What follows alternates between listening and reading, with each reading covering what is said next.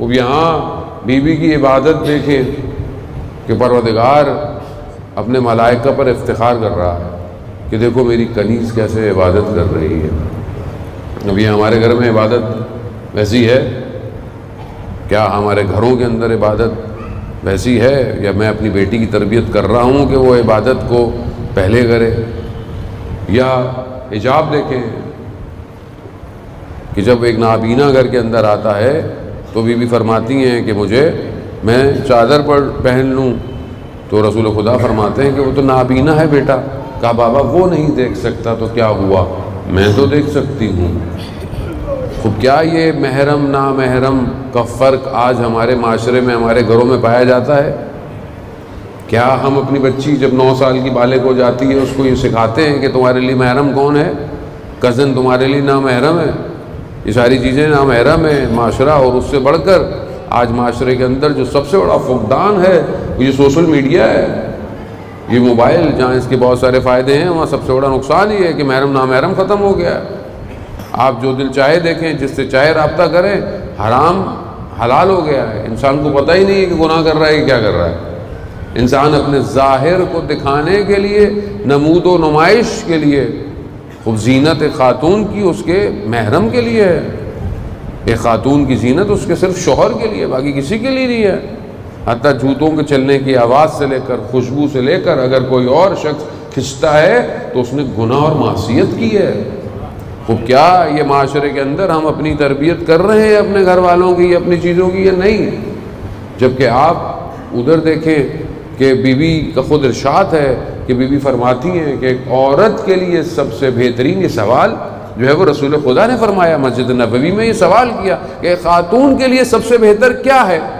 کوئی جواب نہیں دے پایا، سب اپنی طرف مولا کائنات گھر میں گئے، گھر میں جو ہے وہ بیوی سے پوچھا تو انہوں نے جواب دیا، اور جا کر مسجد میں آ کر بتایا تو کیا جواب بتایا؟ کہ بیوی فرماتی ہیں کہ ایک عورت کے لیے سب سے بہترین یہ ہے کہ وہ کسی نامحرم کو نہ دیکھے اور کوئی نامحرم اس کو نہ دیکھے۔ رسول خدا نے کہا کہ اتنا بہترین، کہا کس نے دیا؟ کہا آپ کی بیٹی نے دیا ہے۔ وہ جو خلقت سے واقف ہے کہ انسان کا وجود کس طرح خلق ہے اور پھر انسان کو نقصان کس چیز سے ہے، وہی بتا سکتے ہیں نا آپ کو کہ کیا بہتر ہے اور کیا بہتر نہیں ہے۔ مگر کیا آج ہم اپنے معاشرے میں ان چیزوں کو پورا کرنے کی کوشش کر رہے ہیں کہ نہیں کر رہے؟ پریکٹیکل ہے یہ، پریکٹیکل ہماری محفلیں، ہمارے گھروں کے پروگرام، ہماری چیزیں کیسی ہیں؟ بازار میں کیسے ہیں؟ گلیوں میں کیسے ہیں؟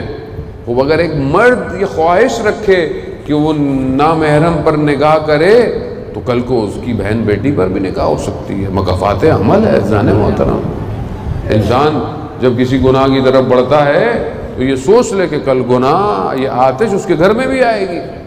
آج اگر وہ کسی کی بیٹی کے ساتھ رات کو بیٹھا ہوا بات کر رہا ہے تو کل اس کی بیٹی سے بھی کوئی بات کرے گا تو وہ پریشان نہ ہو کل کو، کیونکہ آپ نے خود اس ماحول کو دیا ہے۔ وہ ہمیں یہ چیزیں نظر نہیں آتی ہیں مگر یہ چیزیں پلٹتی ہیں انسان کی طرف۔ وہ یہاں اس گھر کو دیکھیں کتنا بہترین گھر ہے عزیزان محترم۔ تیسری چیز، اس گھر کے اندر انفاق کیسا ہے، اللہ کی راہ میں کس طرح دیا جاتا ہے۔ کیا ہمارے گھروں میں ہم بچوں کی یہ تربیت کرتے ہیں کہ اللہ کی راہ میں کچھ دیا کرو؟ یہاں پہلی شادی کی رات میں، پہلی ابھی شادی کا نیا لباس ہے، سائل آتا ہے اور بیوی اپنا نیا لباس جو ہے وہ دے دیتی ہے۔ رسول خدا فرماتے ہیں بیٹی دینا ہی تھا تو پرانا لباس دے دیتی۔ کہا بابا میں تو آپ کی بیٹی ہوں، جب آپ اپنا پیراہن دے سکتے ہیں کسی کو تو میں بھی اپنا نیا لباس دے سکتی ہوں۔ اب یہاں کیا چیز ہے؟ کیوں دیا جا رہا ہے؟ کس کو دیا جا رہا ہے؟ کس کو دکھایا جا رہا ہے؟ صرف خدا، اللہ کی رضا اس گھر میں حاکم ہے۔ جو چیز حکومت کرتی ہے وہی چیز نظر آتی ہے۔ کیا میرے گھر میں اللہ کی حاکمیت ہے؟ کیا میرے گھر میں عبادت میں، نماز میں، کیا میں اذان کی آواز سن کر خدا کی طرف بڑھتا ہوں یا نہیں بڑھتا؟ اس گھر کے اندر آپ ساری چیزوں کو دیکھیں اور سب نے پورا گھر ایسا ہے۔